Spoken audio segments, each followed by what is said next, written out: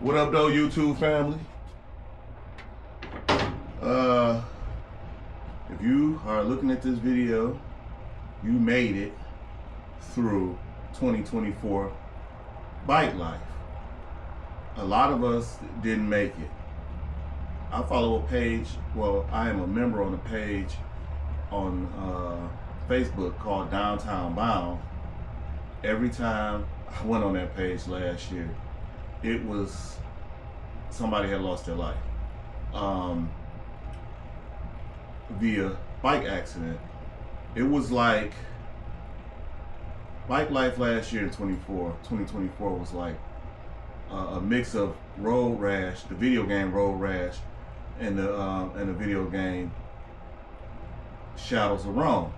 It's like these were like tragic accidents where people's heads were flying off, stealing or heads stealing helmets, and they were losing legs, arms cut in half, all type of craziness.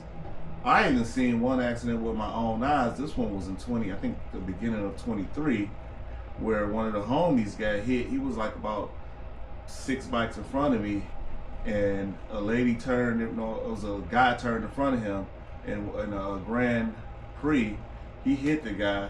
You know, I didn't see the actual accident. I just saw the aftermath of it, because since I was like 6 bikes behind, I just see, I'm thinking like, why is this dude like 18 feet in the air? I mean, he was high. He was high enough for me to see him, and you know, he was so high, I thought he was just gonna keep on flying away. But he ended up being okay. He was a young guy, he tough. I think he broke his pelvis and some little other minor stuff, but he got back together pretty quick. He was back riding like within like 2 months, I think. But yeah, just plenty of accidents. So a few tips when you're riding on, especially residential. Be extra careful on residential streets because, and especially intersections where cars are, where they can turn in front of you. Always be looking on and being extra cautious at those intersections. Like for me, I don't like blind intersections. They're the worst.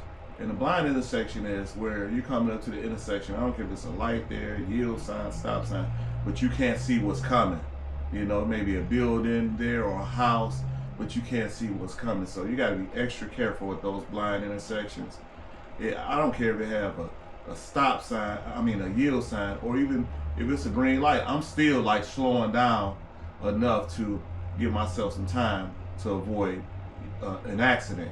And also while slowing down, you have to pay attention to the traffic behind you, make sure don't nobody run you over.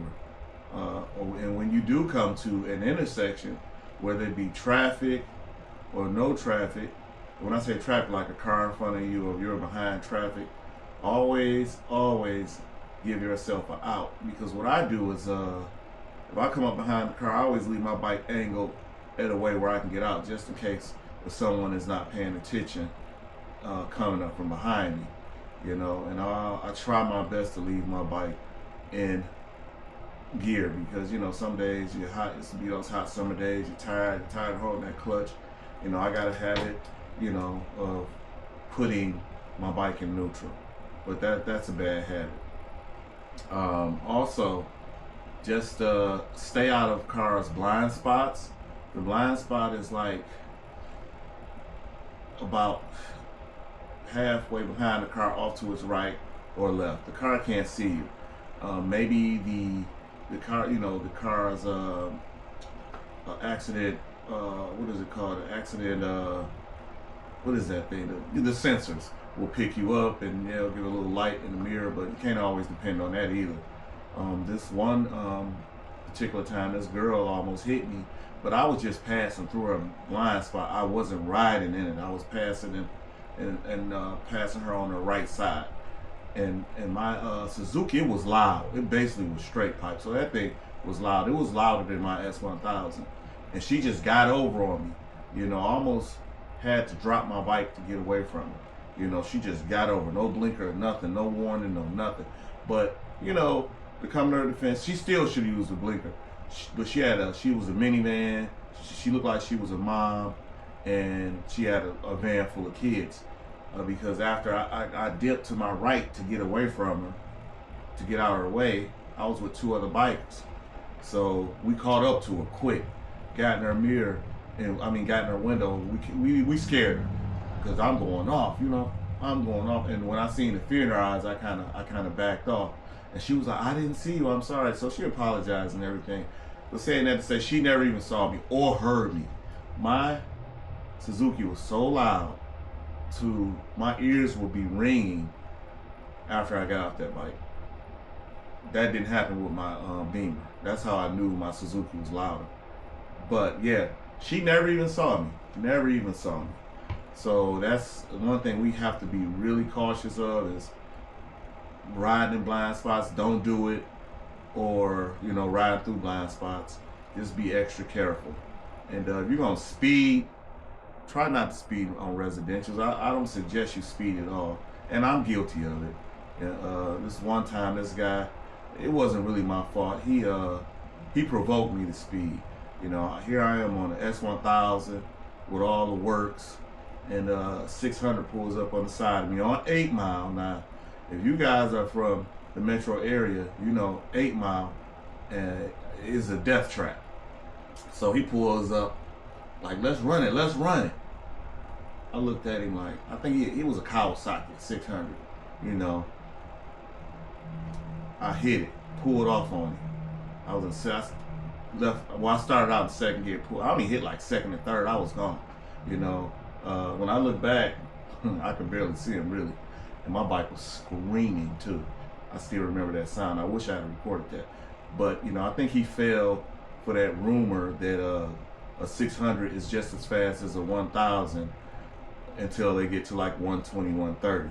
But, that S1000, it pulls mid-range, high range, it just pulls, period. But saying that, to say I'm guilty of speeding on residentials.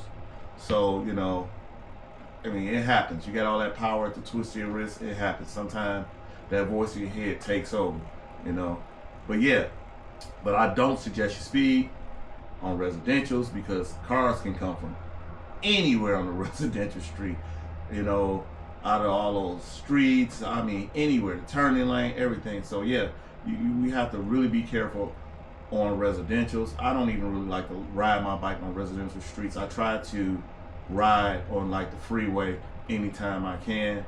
This one guy I used to ride with, he did not like riding on the freeway. He couldn't see really that great at night.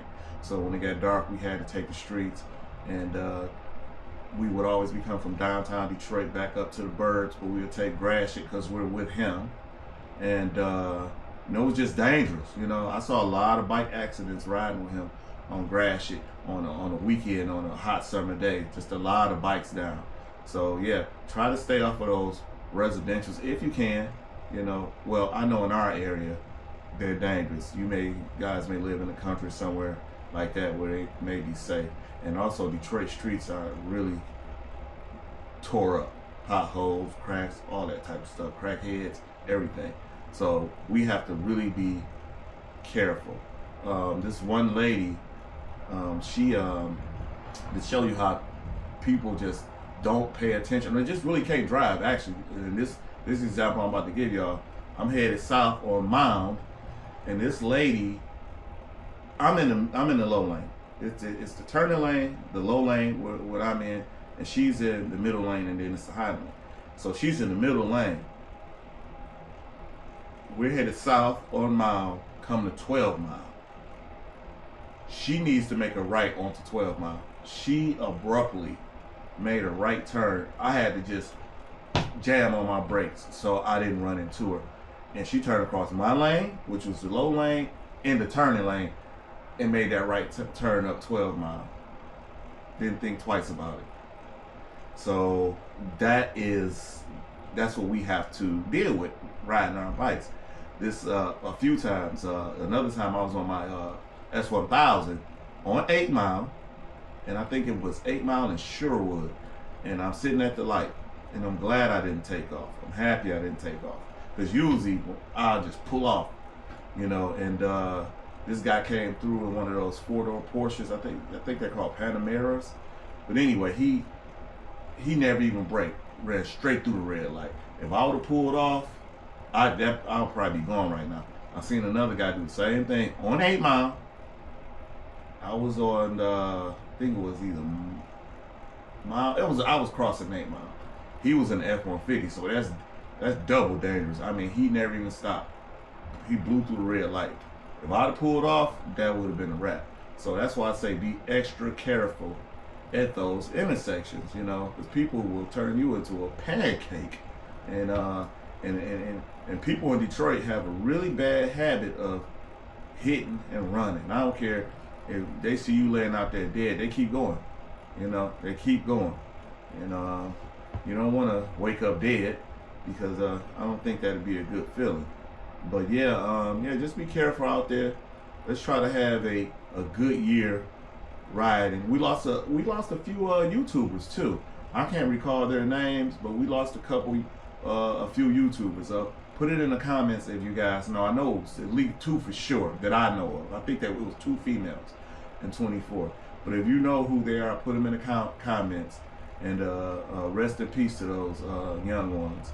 And yeah, let's just try to have a bet. I know we're not going to avoid all the accidents, and that's why they're called accidents, because accidents happen.